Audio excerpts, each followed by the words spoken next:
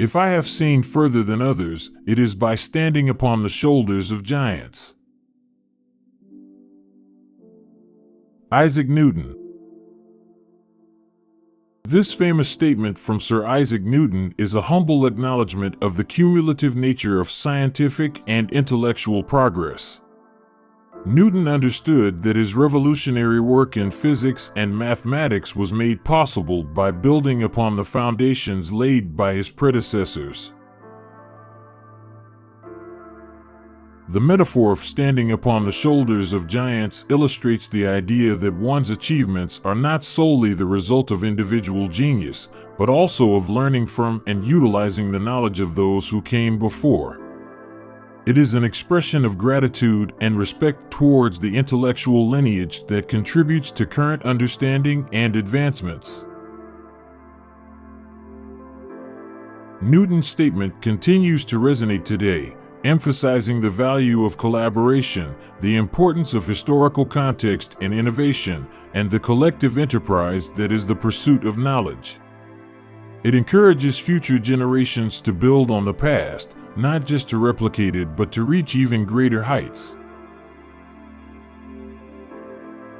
I do not know what I may appear to the world, but to myself I seem to have been only like a boy playing on the seashore and diverting myself in now and then finding a smoother pebble or a prettier shell than ordinary, whilst the great ocean of truth lay all undiscovered before me. Isaac Newton. This reflective quote from Sir Isaac Newton conveys a sense of humility and an acknowledgement of the vastness of the unknown. Despite his monumental contributions to science, Newton likens himself to a child on the seashore, engrossed in small discoveries and simple pleasures, while the immense ocean, symbolizing the deeper, more profound truths of the universe, remains largely unexplored. Newton's metaphor emphasizes the idea that even the most knowledgeable individuals are only scratching the surface of what there is to understand. His words express a deep intellectual humility and the recognition that the pursuit of knowledge is an endless journey, with every discovery leading to new questions and mysteries. This sentiment resonates with the philosophical viewpoint that no matter how much we learn, there is always more to discover. It is a reminder that curiosity and wonder are at the heart of scientific inquiry, and that every achievement is a step toward greater, albeit never complete, understanding. Newton's words inspire both awe for what humanity has learned and a humble appreciation for the boundless potential of what remains to be discovered.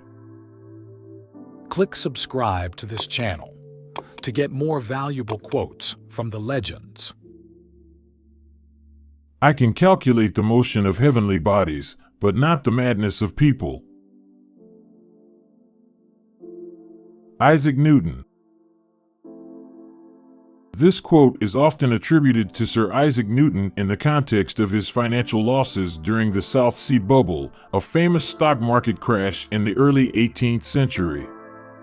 Newton, who was a mathematician, physicist, and astronomer, was capable of understanding the complex laws of physics and the movements of the planets, yet he found the irrational behavior of people, especially as it pertains to economics and the frenzy of speculative bubbles, to be beyond his predictive abilities.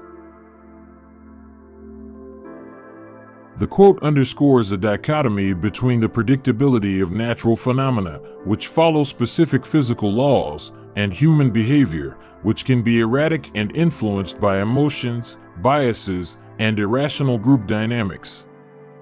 This sentiment resonates with the challenges faced in the fields of economics and psychology, where despite advances in understanding, predicting human behavior, especially in large groups or in situations of panic or excitement, remains a complex task. Newton's experience and this quote serve as a cautionary tale about the limits of rationality when it comes to human affairs and the markets, and the humbling nature of trying to apply logical frameworks to inherently unpredictable human behaviors. We build too many walls and not enough bridges. Isaac Newton atheism is so senseless. When I look at the solar system, I see the Earth at the right distance from the Sun to receive the proper amounts of heat and light. This did not happen by chance. Isaac Newton. The first part of your message, "We build too many walls and not enough bridges," is often attributed to Isaac Newton, although the historical validity of this attribution is not well documented. Nonetheless, the sentiment of the quote reflects a call for unity and cooperation over division and isolation. It metaphorically encourages the pursuit of understanding, connection, and reconciliation rather than separation and conflict. This idea is universally applicable, promoting collaboration and progress in social, scientific, and political endeavors. The second part, concerning atheism, reflects Newton's personal views on the divine and the order of the cosmos. Isaac Newton was not only a pioneering scientist, but also a deeply religious individual. He saw the intricate workings of the universe as evidence of a deliberate creator. To Newton, the precise conditions that allow life to exist on Earth, such as the distance of the Earth from the Sun, were not the result of random chance, but rather an indication of divine design.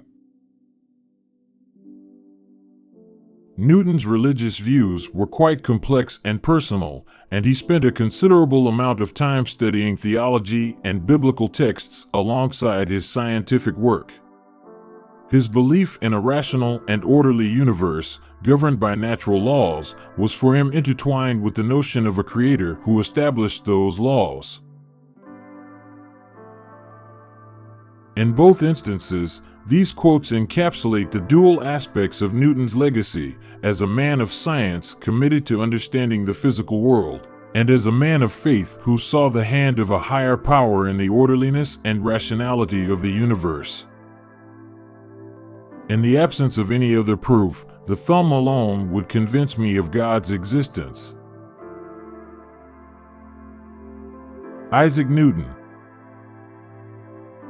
This quote, which is often attributed to Sir Isaac Newton, reflects his perspective on the existence of God based on the complexity and functionality of the human body, particularly the thumb. While there is some debate over the authenticity of this attribution, the sentiment aligns with Newton's well-documented views on natural theology, the idea that evidence for God's existence can be found in the natural world. The human thumb, with its unique opposability and dexterity, enables a wide range of movements and functions, such as gripping and manipulating objects, which are crucial to human survival and technology use. For Newton and others who share this view, such intricate design and utility are seen as evidence of a creator or an intelligent designer. Newton's scientific work was deeply intertwined with his religious beliefs. He saw the laws of nature and the ordered universe as being consistent with the existence of a deliberate and intelligent creator. His conviction in a divinely crafted universe was a common viewpoint among many scientists of his time, who saw their work as revealing the majesty of God's creation. I have a fundamental belief in the Bible as the Word of God, written by those who were inspired. I study the Bible daily. Isaac Newton. This statement reflects Isaac Newton's deep interest in religious and theological studies, which is well documented despite his more famous contributions to physics and mathematics. Newton spent a significant portion of his life studying the Bible and writing about his interpretations of it. Newton approached his theological studies with the same rigor he applied to his scientific work, searching for underlying patterns and principles. He was a devout Christian and believed that Scripture provided a truth that was complementary to the truths he sought to understand in the natural world. His extensive writings on religious matters, which include interpretations of biblical prophecy, the Book of Revelation, and the Tabernacle, were published posthumously and are far less known than his scientific works. The quote suggests that Newton considered the Bible not merely a historical or literary work, but a divine inspiration. His daily study of the Bible speaks to his dedication and the importance he placed on it for personal understanding and spiritual guidance. This perspective on the Bible was common in Newton's time, where the interplay between science and religion was often seen in a harmonious light, with both considered as avenues to understand the universe and our place within it. To every action there is always an equal reaction. Isaac Newton.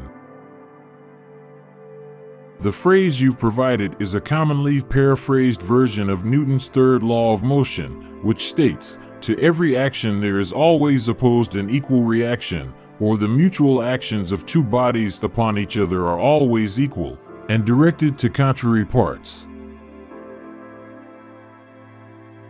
In its original form, found in Newton's seminal work Principia Mathematica, Mathematical Principles of Natural Philosophy, the third law is stated as actione contrarium semper et equalem esse reactionem in Latin, which translates to every action there is always opposed an equal reaction. This law means that for every force exerted by one body on another, there is a force of equal magnitude but in the opposite direction exerted back on the first body. This principle is fundamental to the understanding of how forces work and has broad applications across various fields of physics and engineering. It helps explain a range of phenomena, from how rockets propel themselves into space to why we feel a recoil when we push against a wall. What goes up must come down. Isaac Newton's genius is patience. Isaac Newton.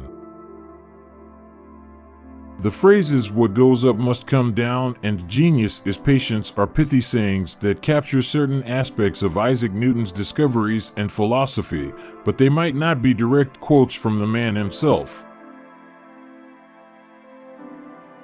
What goes up must come down is a colloquial summary of the concept of gravity, which Newton revolutionized with his law of universal gravitation. This law states that every mass attracts every other mass in the universe with a force that is directly proportional to the product of their masses and inversely proportional to the square of the distance between their centers. This concept explains why objects that go up, assuming they do not escape Earth's gravitational pull, like rockets, will eventually fall back down to Earth. Genius is patience encapsulates the spirit of Newton's approach to his work, if not his exact words. Newton's scientific achievements were the result of not only his brilliant mind, but also his dedication and persistent effort. Patience, in this context, refers to the consistent and rigorous application of oneself to a task or problem over a long period, allowing for deep understanding and breakthroughs to occur. Newton's work often required extensive observation, experimentation, and calculation, tasks that certainly demanded a great deal of patience.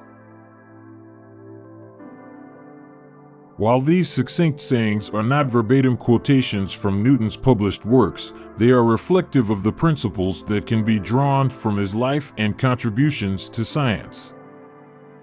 Truth is ever to be found in simplicity, and not in the multiplicity and confusion of things.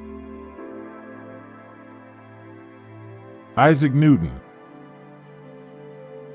This quote captures Isaac Newton's philosophy regarding the nature of truth and understanding. Newton valued simplicity as a guiding principle in scientific inquiry, indicating his belief that the fundamental truths of nature are governed by simple, universal laws rather than being chaotic or overly complex. This inclination towards simplicity is a hallmark of what came to be known as Occam's razor, a problem-solving principle that suggests the simplest explanation is often preferable to more complex ones, provided it sufficiently accounts for the evidence. Newton's own work exemplifies this search for simple explanations. His laws of motion and universal gravitation brought clarity and coherence to the understanding of physical phenomena that had previously been explained by a myriad of more complicated theories. By showing that the movements of celestial bodies and the motions of objects on Earth could be explained by the same set of simple laws, Newton demonstrated the power of a parsimonious approach to science. The appreciation for simplicity in explaining natural phenomena continues to be a guiding principle in science, as it often leads to more elegant and universally applicable theories. Newton's quote is a reminder that complexity should not be assumed without necessity, and that there is beauty and truth in the simplicity of nature's laws. A man may imagine things that are false, but he can only understand things that are true, for if the things be false, the apprehension of them is not understanding. Isaac Newton. This quote from Isaac Newton touches on the relationship between truth, imagination, and understanding. Newton suggests that while the human mind is capable of conjuring up false ideas or fantasies, true understanding can only be achieved when it pertains to things that are real and true.